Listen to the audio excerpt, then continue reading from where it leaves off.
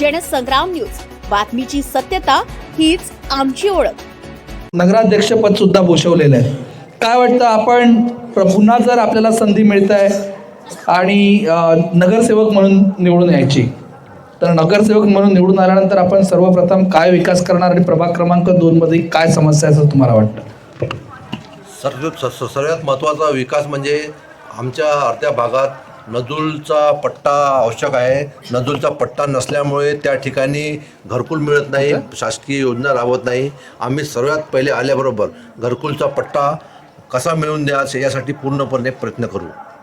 मागील 25 वर्षापासून एक हाती सत्ता होती, पण त्यांनी खासदार झाले, आमदार झाले, परंतु त्यांनी घरकुलचा पट्टा मिळवून दिला नाही. त्याच्यामुळे ते आज घरकुलपासून वंचित राहिले आहे. भविष्यात आम्ही निवडून आलो तर आम्ही सर्व समस्याचं निराकरण करू. आम्ही 191ला मी या ठिकाणी उमेदवार म्हणून निवडून होतो. त्यावेळेस मारुतरावजी मोळे यांच्या घरापाशी मोठा प्रॉब्लेम होता पुलाचा. तो प्रॉब्लेम आम्ही सॉल्व्ह केला, रोड बनवला. भविष्यात आम्ही आमच्या प्रभागात लेआउटचाही प्रश्न आहे. लेआउटमध्ये कोणतेही रोड झाले नाही, पाण्याची सुरक्षा व्यवस्था नाही आहे. ते आम्ही पूर्णतः व्यवस्था पूर्ण करू.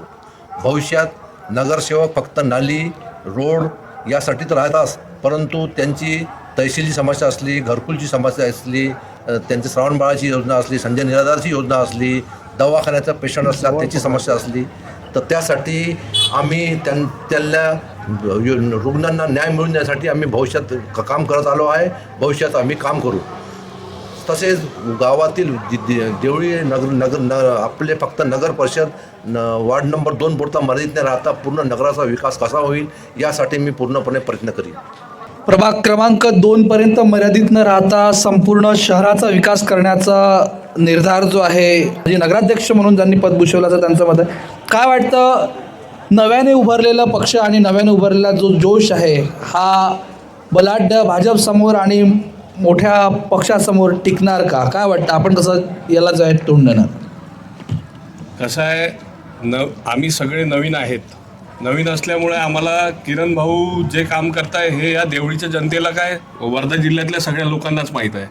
युवा संघर्ष मोर्चा ही एक 8-9 वर्षामध्ये आलेली संघटना, एक आपल्या स्वतःच्या लेवलवर काय काय कामं केले आहे, काय काय कामं करत आहे, तो नगर परिषद तळघरावर आणण्यापासून तर रोड मोठा करण्यापासनं, मेन जो रोड आहे आपला ते सगळ्याच आपल्याला माहीत आहे. लोटांगण आंदोलनापासून ते MIDCच्या होणाऱ्या प्रदूषणापर्यंतच्या सगळ्या गोष्टीमध्ये आम्ही हात टाकला.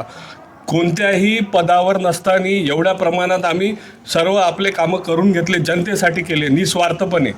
तर आता पुढे जर आम्हाला याच्यामध्ये जर आम्हाला चान्स मिळाला तर आम्ही आणखी जे युवकाचे प्रश्न आहे MIDCमध्ये, देवळी MIDCमध्ये जर आपण बघितलं, पाहिजे त्या प्रमाणामध्ये रोजगार स्थानिक लोकांना नाही आहे. त्याच्यानंतर तिसरी आणखी खूप साऱ्या गोष्टी आहे याच्यामध्ये, जसे काही सुलभ शौचालय आहे. माझ्या वार्डातलं प्रभाग 2 मधली गोष्ट सांगतोय, तिथे अजूनपर्यंत ते बंद अवस्थेत आहे. काही स्ट्रीट लाईट आहे ते चालू नाही आहे. ते आम्ही जेव्हा प्रचाराला फिरतोय, किरण भाऊला सांगतोय, ते लोक करतात, आम्ही त्याचा आढावा घेतोय, लावला नाही लावला, बंद आहे, किती महिने झाले, लोक आम्हाला सांगतात 8 महिने झाले बंद आहे, 7 महिने झाले बंद आहे. बरोबर आहे. आता कसं होत आहे, लोकांना वाटतंय की बा हे लोक आमचे कामं करू शकतात, ते आमच्याकडे येतात, आम्ही त्या पद्धतीत करतो. पण काही जर पद नसताना जर आम्ही एवढ्या सगळ्या गोष्टी करू शकतो किरण भाऊच्या माध्यमातून, मग आमच्या हाती जर देवळी नगरपालिका आली तर आम्ही काय काय नाही करू शकत, याचं पण सगळ्या गोष्टीचं नियोजन आमच्याकडे आहे. जसं डिजिटल शाळा आहे, आपण बघताय नगर परिषदच्या शाळेचा काय हाल आहे. बरोबर आहे, नगर परिषदच्या शाळेचा काय हाल आहे आपण बघताय.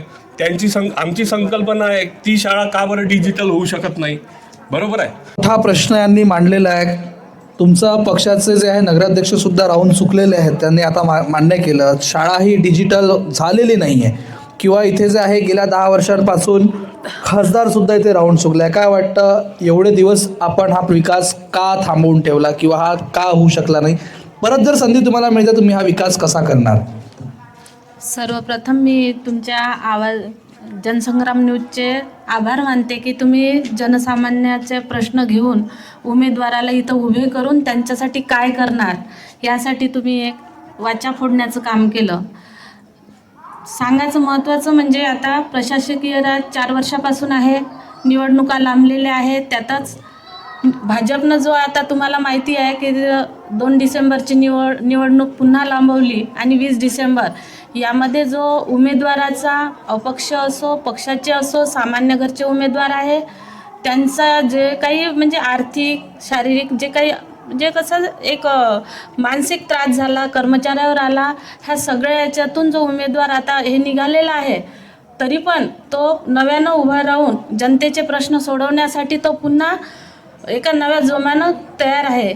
आमच्या प्रभागात जो प्रश्न पाहिला तर दलित वस्तीचा भाग आहे. दलित वस्ती म्हटलं तर तिथे कुपोषणाचा, स्तनदा माता, गरोदर माता, लहान मुलांचा पोषण आहाराचा हा प्रश्न प्रामुख्याने आहे आणि तो प्रामुख्याने सोडवण्यासाठी एक महिला म्हणून मला एक हे आहे की मी तो प्रश्न पहिले प्रामुख्यानं सोडवला पाहिजे.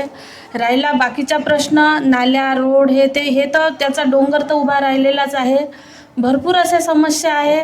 तिकडे आम्ही बाहेर प्रभागात गेलो, आपलं साईनगर, मिरनाथ नगर इकडे गेलो तर तिकडे एक लाईटसुद्धा आहे नाही, चालण्याची आहे, नाल्या उघड्या आहे, डासामुळं बिमाऱ्या वाढलेल्या आहे. भरपूर साऱ्या समस्या आहे. ह्या समस्या कशा सोडवा जोपर्यंत आमचा नगराध्यक्ष इथं बसणार नाही तोपर्यंत यांच्या भरोशावर हे कामं होणार नाही असं मला वाटते. नगराध्यक्ष बसल्यावरच हे समस्या सोडवतील असं तुमचं मत आहे. तुम्ही काय करणार हे अद्याप तुम्ही सांगितलेलं नाही आहे. नेमकं आपल्याला जरी संधी मिळते तर आपण एक नगरसेविका म्हणून कुठला विकास करणार आहात प्रभाग क्रमांक 2 मध्ये? सर्वप्रथम माझ्या वार्डामध्ये मेन समस्या एक आहे की आमच्या वार्डामध्ये अंगणवाडी ही समस्या आहे. आमचे जे छोटे छोटे मुलं बाळं आहे पूर्ण वार्डामध्ये आमच्या इकडे अंगणवाडी नाही आहे. हा सर्वात मोठा मुद्दा आहे. त्याच्यानंतर माझ्या ज्या वार्डामध्ये आहे तिथे एक खूप वर्षाआधीची विहीर आहे. त्या विहिरीकडे कोणत्याही प्रशासनाचं लक्ष अजून लागलेलं नाही आहे. त्या विहिरीची सर्वात आधी आम्ही किरण भाऊ ठाकरे आमच्यासोबत येऊन आमच्या भाऊंनीसुद्धा त्या विहिरीची पाहणी केली, पण हजारो तिथे नोटीस गेले, सर्व पत्र गेले, पण त्या विहिरीवर कोणीही लक्ष दिलेलं नाही आहे. त्यासाठी माझा हा मुद्दा मी जेव्हा नगरसेवक बनली तेव्हा माझा मुद्दा त्या विहिरीसाठी राहील आणि माझ्या वार्डामध्ये अंगणवाडीची सर्वात आधी व्यवस्था मला करणं जरुरी आहे. त्या व्यवस्थेसाठी मी निश्चितच लढीन. तसेच माझ्या वार्डातील काही समस्या आहे. आता पाण्याचा एवढा दुष्परिणाम आहे, एवढं बेकार पाणी येते इथे खूप जास्ती. त्या पाण्यासाठी लढा देणं जरुरी आहे. त्या पाण्याचं योग्य ते वाट लावणं ही पण महत्त्वाची गोष्ट आहे. 2-2 दिवस नळ येत नाही. ते 2 दिवसाच्या नळाची सोबत त्याच्यात एवढं दूषित पाणी आहे कारण प्रत्येक लोक काही एवढे खूप रिच नाही आहे की आपण फिल्टरचं पाणी वापरू शकतो. हे काम असते नगरपालिकेचं.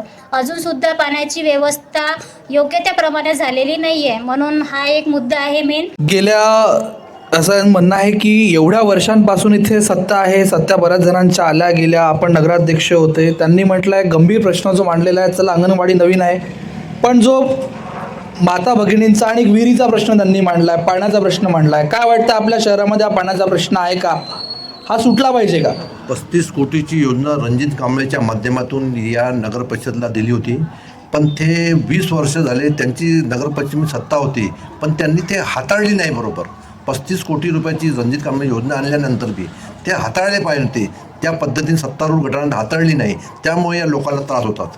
भविष्यात आम्ही निवडून आलो तर हे सुरळीत पाणी कसं मिळता येईल ते योजनेचा पूर्ण लाभ देवळीच्या जनतेना व वार्डातील 2 नंबरच्या नागरिकांना कसा मिळता येईल त्यासाठी आम्ही प्रयत्न करू. नाही, तुम्ही म्हणताय की 35 कोटी रुपये रणजित दादांनी दिले आहे, पण रणजित कांबळेंनी पैसे दिले की नागरिकांचे पैसे? नाही, नागरिकांनी त्यांनी ओढून आणली योजना. ते नागरिक शासनाकडून ती योजना ओढून आणली. इथं बसत नव्हती तरी ती योजना बसून ठेवली, ती योजना आणली. एक याचा प्रश्न आहे पाण्याचा आणि दुसऱ्या हॉस्पिटलचा. हे 2 योजना रणजित दादा कांबळेंनी या ठिकाणी आणल्या, महत्त्वाच्या 2 योजना. ते सत्तारूढ गटात नसल्यामुळे त्या हाताळली नाही योजना बरोबर.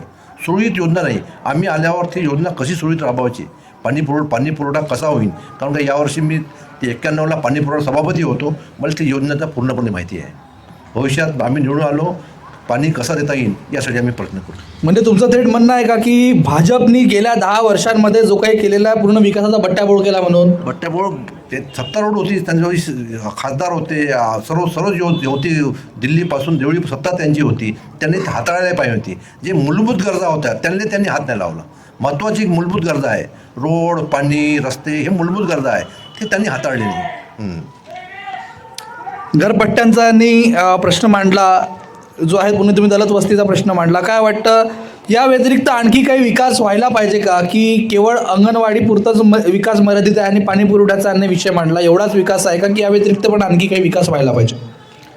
या व्यतिरिक्त पण भरपूर सारे प्रश्न आहे. इथे बेरोजगारी खूप सारी वाढलेली आहे. इथे जे MIDC आहे त्या MIDCमध्ये बाहेरचे मजूर जास्त काम करतात, स्थानिक यांना मात्र रोजगार नाही आहे.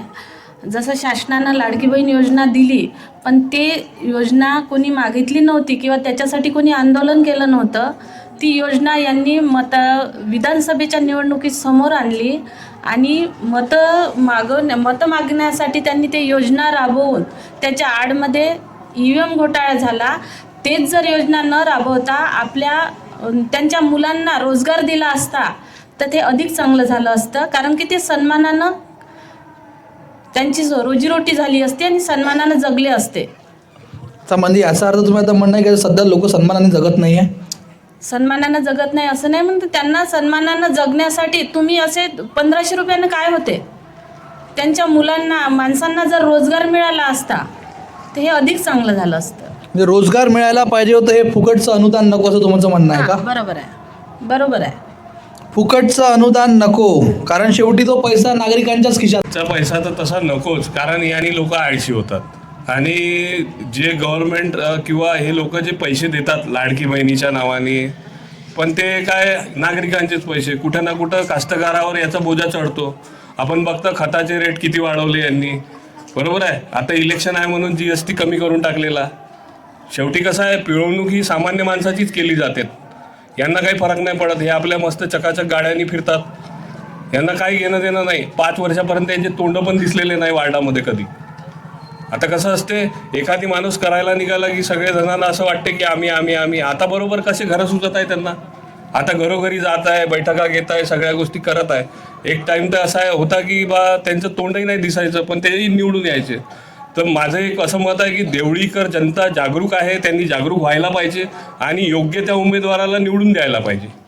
राहिले वार्डाचे जे प्रश्न आहेत, आपण त्याच्यात एवढे वर्ष हे लोक पण सत्तेमध्ये होते, ते पण आता 20-25 वर्ष झाले ते पण सत्तेत. कसं असतं, नेहमी तेच वार्ड मेंबर इकडे 20-30 वर्षापासून तेच बघतोय आम्ही. आज माझं वय 37 वर्ष आहे, मी बघतोय एक माणूस कमी नाही बघितला आपण तर 2दा मेंबर 3दा मेंबर त्यांचा आहे, बरोबर आहे. नवीन लोकांना चान्स द्यायला पाहिजे देवळी शहराने. जर देवळी शहराचा जर विकास करून घ्यायचा आहे, एक विजनरी, एक आदर्श असं देवळी शहर बनवायचं आहे, तर आपल्याला नवीन लोकांना चान्स देणं गरजेचं आहे. नाही, पण नवीन लोकांना जर संधी दिली तर नवीन लोकांनी पण त्या हिशोबाने बदल करायला पाहिजे. नेमका काय बदल करणार आहात तुम्ही, देवळीकरांना काय देणार आहात? देवळीकरांना जसं आमचे जर समजा देवळी जनशक्ती आघाडीची जर सरकार आली तर आल्या पहिले आम्ही नळाचा जो कर आहे 1600 रुपये जो यांनी केलेला आहे तो 800 रुपये करू, हे आमच्या याच्यामध्ये दिलेलंच आहे आम्ही. त्याच्यानंतर दुसरी गोष्ट, एक अभ्यासिका उभारू, जिथे आपल्याला बघायला मिळेल इथे थोड्याशा दूर वाचनालय आहे, तिथे आम्ही पण अभ्यास केला कधी काळी, ठीक आहे. तिथे धड बाथरूमची व्यवस्था नाही आहे, बरोबर आहे. त्याच्यानंतर आपल्या गावामध्ये, आमच्या म्हणजे आम्ही जो बघितलं, एक मध्यभागी एक ग्राउंड होतं, फेमस ग्राउंड होतं, जिथे क्रिकेटचे खूप सारे सामने व्हायचे. आम्ही पोलीस भरतीची रनिंगची प्रॅक्टिस करायचं. त्या ग्राउंडचं पूर्ण हे करून तिथे स्टेडियम बांधलं त्यांनी. ते स्टेडियम बांधायची काहीही गरज नव्हती, ते दुसरीकडे पण बांधू शकत होते. त्यांनी ते ग्राउंड खतम केलेलं. आता काय होतं, जे लोक पोलीस भरतीची युवा वर्ग तयारी करतात त्यांना जावं लागतं तिकडे SSNJ कॉलेजच्या ग्राउंडवर, त्या हायवेवर. कसं होतं, तेवढ्या दूर जाणे येणे, आणि कसं होतं, रहदारीचा रस्ता आहे तो, ते रिक्षी आहे. हे कसं गावातल्या गावात होतं, म्हातारी लोक पण फिरायला जायचे कधी काळी तिथे. आम्हाला माहीत आहे मलखांबसारखे कार्यक्रम व्हायचे, देवळीमध्ये कोणतंही हेलिकॉप्टर वगैरे उतरायचं, अशा भरपूर सारे कार्यक्रम तिथे व्हायचे. आणि ऐतिहासिक होतं, ते गावाच्या सेंटरमध्ये होतं. पण त्यांनी तिथे स्टेडियम बांधलं, आणि बांधलं पण त्याला स्वतःचं नाव दिलं नाही. जसं की त्यांच्या वडिलाची प्रॉपर्टी आहे आणि त्यांनी तिथे केलं, त्याच्याही विषय नाही. पण कसं आहे, आणि आम्ही बघतोय काही गोष्टी की बा असं आहे तसं आहे हे सांगतात. यांच्या आता सभा होतात ते म्हणतात या गावाचे मालक.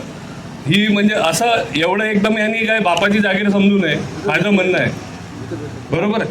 आणि महत्त्वाचं बोलण्याचा उद्देश आहे, मग तुम्ही एवढे वर्ष जर सत्तेमध्ये आहे तर मग MIDC मध्ये बाहेरचे लोक का बरं कामाला? बरोबर आहे. तिचे काही जर एवढंच हे आहे आपल्याला गावाचा विकास करायचा आहे, आता सांगतायत घरी बचत गटाच्या बायांना बोलवून मिटिंग्स घेत आहे. त्यांना सांगताय की आम्ही तुम्हाला 1 लाख रुपये देऊ, तुम्हाला निवडून आल्यावर विमानाने फिरू. काय गरज आहे? मग पहिलेच द्यायचे ना पैसे. पैशाच्या जोरावरच जर सगळ्या गोष्टी करायच्या आहेत तर पैसेच वाटायचे लोकांना. बरोबर नाही?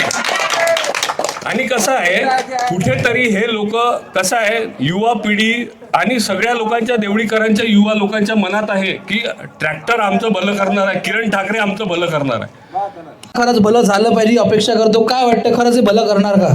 हो सर, ज्या माणसाच्या हातात सत्ता नसून सुद्धा एवढं करू शकते तो माणूस नक्कीच करणार. आणि हे आश्वासन नाही आहे तर ती केलेली जिद्द आहे.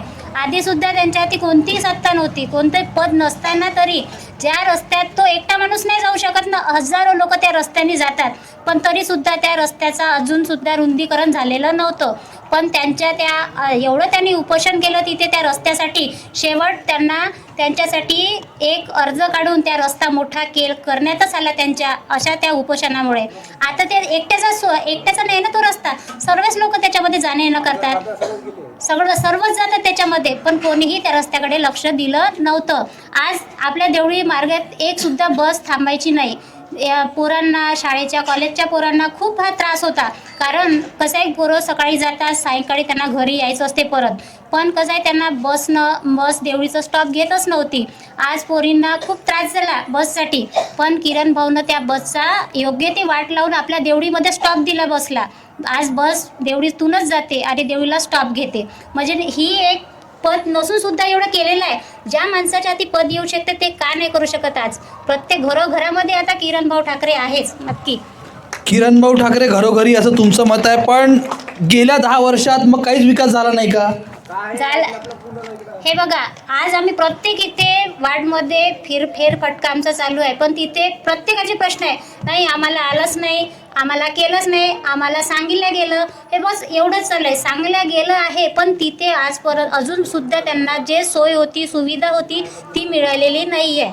अजिबात त्यांना त्याचा काहीच म्हणजे लाभ मिळालाच नाही आहे. जो दिला त्यांच्या जेवढ्या काही कोटींनी रुपये आले आहे ते आता बाजारातली गोष्ट, बाजारामध्ये ओटे बनलेले आहे बाजार लाईनीचे, त्या ओट्याला खूप असं म्हणजे एवढी काही निधी आलेली आहे. त्या निधीमध्ये एक प्रत्येकी ओटा 6.5 लाखाचा मानला जातो.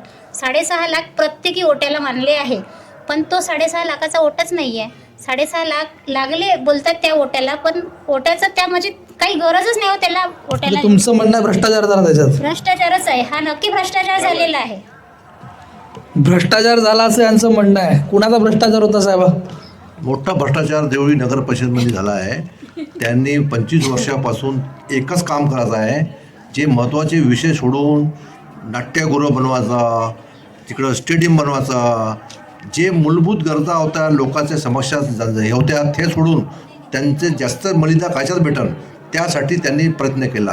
करोडो रुपये आणायचे आणि करोडो रुपयाचा भ्रष्टाचार करायचा एकमेव कार्यक्रम त्यांनी राबविला आहे. आम्ही आमच्या परीनं जितके प्रश्न मांडले, केसेस केल्या, आपण सत्ता त्यांची असल्यामुळे ते कलेक्टर त्यांचे, प्रशासन अधिकारी त्यांचे, कलेक्टर त्यांचे सत्तारूढ खासदार आमदार सर्व असल्यामुळे. पण ज्यावेळेस ते मर्यादा खाऊन राहिले तर तुम्हाला ज्यावेळेस माहिती होतं का जनतेचा पैसा तुम्ही झोपले होते का? नाही, आम्ही कंप्लेंटा केल्या आमच्या पद्धतीनं, जेवढ्या कंप्लेंटा करायच्या कंप्लेंटा केल्या, पण त्यांचा मोदी सरकारचं असं काम आहे, पूर्ण अधिकार कलेक्टर राव, तहसीलदार राव त्यांच्या सानिध्यात असल्यामुळे ते कानाडोळा करायचे. आम्ही आमच्या परीने जे प्रयत्न करायचा तेवढा प्रयत्न केला आम्ही. आहे का? काय वाटते तुम्ही एक सर्वसामान्य नागरिक आहात, विकास झाला आहे का तुमच्या प्रभागात? विकास झाला आहे का आपल्या प्रभागात? बिंदास बोला, घाबरायचं नाही आहे. काय झाला विकास सांगा? विकास म्हणजे ना आता काही रोड व्हायचे आहे, अजून काही कामं बाकी आहे. हा लाईट चालू बंद होता, हा विकास आहे का? कोणता? या आता चालू, पहिलं बंदच होता. आता चालू झाला, पहिले बंद होता. काय वाटते दादा, आपल्या प्रभागात विकास झाला आहे का? नाही, विकास नाही झाला इथं. विकास झाला नाही तर मग याच्या अगोदर सत्ताधारी होते त्यांनी काहीच विकास नाही केला असं म्हणणार का तुम्ही? नाही काहीच नाही केला त्या मानानं. काहीच नाही केलं. काय वाटतं मग काय बदल व्हायला पाहिजे आपल्या प्रभागात? तुमची काय इच्छा आहे? काय बदल व्हायला पाहिजे? नवीनले चान्स देऊ. नवीनला चान्स द्यायचा आहे. नवीन कोणी व्यक्ती आहे की काय? जे असं ते त्याला चान्स देऊ आम्ही असं सांगून नाही बोलत. सांगून बोलणार नाही, पण जोपर्यंत बोलणार नाही पोटात दुखते सांगितलं नाही उपचार होत नाही दादा, हे लक्षात ठेवा. काय वाटतंय? काही नाही, आता जे चालू आहे समजा हे पण त्यात तुमच्या डोळ्यात दिसून राहिलं बा काय का नाही. आमच्या डोळ्यांत दिसतं म्हणून ते पाहासाठीच आम्ही इथं आलो. तुम्हाला काय वाटतं विकास झाला का? नाही विकास तर काही दिसून नाही राहिला. लाईट बंद चालू आहे काम हे चालू आहे आता. बरं तुमच्या घरी पूर आहे का? हो माझ्याकडे आहे ना. कोणत्या शाळेत जाते? तो 12वीले. 12वीला आहे. शासकीय शाळा चालू आहे का आपल्या गावातल्या? शासकीय नाही आहे, प्रायव्हेट मध्येच आहे. प्रायव्हेट मध्ये जाते. काहून शिक्षण कर भरता तुम्ही माहिती आहे का तुम्हाला? आता म्हणजे कसं आता पसंत जसं आहे तसं आहे चालू आहे. जसं आहे तसं चालू आहे. काय वाटतं? तुम्ही एक युवा आहे, समस्या आहे का गावात? झाला नाही झाला ते आम्हाला माहित नाही, पण आम्हाला नवीन माणसं पाहिजे. झाला नाही झाला माहिती नाही, नवीन माणसं पाहिजे. काय वाटतं नवीन कोण येणार? किरण ठाकरे. किरण ठाकरे येणार. बरं बाकीचे उमेदवार नाही येणार का? काय वाटतं ताई? आपण एक महिला आहेत, पत्र दिसत हातात, काय विषय नाही. या सर्व बाबींमध्ये नेमकं तुमचे जो उमेदवार आहेत सुरेश वैद्य नगराध्यक्ष पदाचे उमेदवार आहेत, काय वाटतं आपल्याला ही संधी जर परत मिळाली तर नगराध्यक्ष म्हणून आपण आपल्या शहराला काय देणार? एक सुरेश भाऊ वैद्य अनुभवी उमेदवार आहेत. त्यांच्या प्रशासनावर कोणताही डाग नाही आहे. त्यांनी 20 वर्षापासून ते नगराध्यक्ष पदावर नाही आहे, परंतु ते लोकांच्या समस्याची जाण झाली असल्यामुळे जो पब्लिक लोकांची समस्या काय आहे हे त्यांना माहीत असल्यावर ते पदावर गेल्यावर त्या समस्याची जाण ते पूर्ण करतील. नागरिकांच्या समस्येची जाण त्यांना आहे असं मत आहे. काय वाटतं किरण ठाकरे यांना नगराध्यक्ष म्हणून का निवडून द्यावं? किरण ठाकरे नगराध्यक्षाच्याच लेवलला आहे आणि ते आलेच पाहिजे, कारण त्यांना जरी अनुभवी हा पद नसताना यांनी अनुभव घेतलेलाच आहे ना. यांच्याकडे पद होतं, यांचा अनुभव ठीक आहे, यांचा अनुभव आहे, पण हा माणसाकडे कोणताही पद नसताना याला पूर्ण गावाचा अनुभव, गावातील समस्येचा अनुभव आहे. म्हणून प्रत्येक ह्या वर्षी तर नगराध्यक्ष आपले किरणभाऊ ठाकरेच असायला पाहिजे, कारण ह्या माणसामध्ये करण्याची जिद्द आहे, हा करू शकते. सर्व काही आपल्या ज्या नगरपालिकेला अवेलेबल जेवढ्या काही सुविधा आहे तो करून देऊ शकते. त्यासाठी किरणभाऊ Thackeray is the best. Kiran Thackeray best आहे असं म्हणणं आहे, पण एकीकडे बलाढ्य पक्ष गेल्या 25 वर्षापासून ज्यांचं राज्य आहे या संपूर्ण देवळीमध्ये, काय वाटतं ही सत्ता परत हस्तांतरित होणार का? आणि आपल्याला ही जी आहे सत्ता मिळेल का? सत्ता बदलणार आहे, कारण परिवर्तन हे काळ ठरत ते. आज आता जसं आमच्या प्रभागातच पाहिलं तर ते आंबेडकर शॉपिंग कॉम्प्लेक्स आहे. त्या शॉपिंग कॉम्प्लेक्सचा आता 2-3 वर्षापासून ते सुरू झालेलं आहे आणि ते सुरू होऊन ज्या पद्धतीने यांनी लिलाव केला 5 लाख 10 लाख अशा पद्धतीनं तो लिलाव करून उलट त्याच्यावर पुन्हा महिन्याचं भाडं पण घेतात. आणि जर एखादी सामान्य माणूस तो जर म्हणणार की मी कोणता तरी बिझनेस लावतो की छोटा मोठा धंदा लावून मी सुरू करतो, तर काय अवस्था होईल त्याची? 5 लाख 10 लाख जर तिथं डिपॉझिट देईल, त्याच्यानंतर त्याला तिथे माल भरायला लागेल. त्यातच देवळी विभागाची जे लोकॅलिटी आहे ही ग्रामीण भागाशी संबंधित आहे आणि इथला जो म्हणजे पूर्ण वर्ग जो आहे हा मजूर वर्ग, जास्तीत जास्त मजूर वर्ग. इथल्या जे आजूबाजूच्या खेड्याचे जे रिलेटेड आहे हे पूर्ण ग्रामीण भागाचे ह्या चैनीच्या वस्तू खरेदी करत नाही. सुरेश वैद्य यांना का निवडून द्यावं? हां, सुरेश वैद्य यांना याच्यासाठी कारण की इथे परिवर्तन जरुरी आहे आणि एखादी सत्ता असल्यामुळे हे यांच्या सोयीचे कायदे बनवतात. आता जास्त दूर न जाता आता तुम्ही पहा, यात्रा यांनी स्थगित केली कारण की निवडणूक झाल्यामुळं स्थगित केली. आता मी जिथे उभे आहे हा भरपूर इथं भोई समाज आहे आणि यांची एक यात्रा असते की वर्षभराचं उत्पन्न हे काढतात. एका यात्रेच्या माध्यमातून वर्षभराचं उत्पन्न काढतात आणि त्यांचं 1.5-2 लाखाचं जे काही उत्पन्न होते यात्रेच्या माध्यमातून ते सुद्धा यांनी आज त्यांच्या पोटावर लाथ मारलेली आहे. अशा वेगवेगळ्या त्यांच्या सोयीचे कायदे करून हे जर असे जनतेची दिशाभूल करत असेल तर इथे सुरेश वैद्य जर आले तर हे म्हणजे असं होणार नाही, कारण काही ना काही तर जनतेसाठी त्यांना करणे भाग आहे. जनतेसाठी धडपड करणारे आहेत असं तुमचं त्यांचं मत आहे. काय वाटतं किरण ठाकरेच आहे आणि देवळी शहराला एका युवा नेत्याची गरज आहे. जसं छत्रपती शिवाजी महाराजांनी 18 पगड जातीचे लोक घेऊन स्वराज्य निर्माण केलं होतं, त्याच सिच्युएशनमध्ये सध्या आम्ही आहोत. 18 सदस्य आमचे आहे, किरण भाऊ आमचे लीडर आहेत आणि त्यांचं विजन आहे. डिजिटल शाळा असो, गरिबांना चांगलं म्हणजे वातावरण असो, बगीचा असो, त्यांचं विजन आहे. देवळी शहराविषयी त्यांच्या खूप साऱ्या कल्पना आहे. UPSC MPSCची प्रिपरेशन करणाऱ्या मुलांसाठी एक छानशी अभ्यासिका असो त्या. आणि महत्त्वाचं म्हणजे एक गोष्ट बोलावीशी वाटते की बघा, विदर्भ केसरी आपल्या देवळी शहरातून झाले, त्याच्यानंतर कोणतेच पैलवान झालेले नाही का? दुसरे विदर्भ केसरी झालेच नाही, बरोबर आहे ना. व्यायामशाळा होत्या, मोठे मोठे प्रलोभनं दिले. स्विमिंग पूलसाठी काही निधी आलेला मधात माहीत पडलं होतं आम्हाला, पण स्विमिंग पूलच कुठं गेला देवळी शहराचा माहीत नाही. अशाही काही गोष्टी आहे. भ्रष्टाचार खूप सारा आहे. प्रत्येक गोष्टीत म्हणा की नका म्हणू तुम्ही, पण भ्रष्टाचार आहे. कसं आहे, आतापर्यंत मला एक गोष्ट बोलायची आहे की जे आपले काँग्रेसचे नगराध्यक्ष म्हणता पदाचे उमेदवार आहे, त्यांचं खरंच वय आहे का नगराध्यक्ष बनण्याचं, की आपल्या नातवाला खेळवणं फिरवणं हे काम करायला पाहिजे त्यांनी? हे लोकांना माहीत आहे सगळ्या गोष्टी.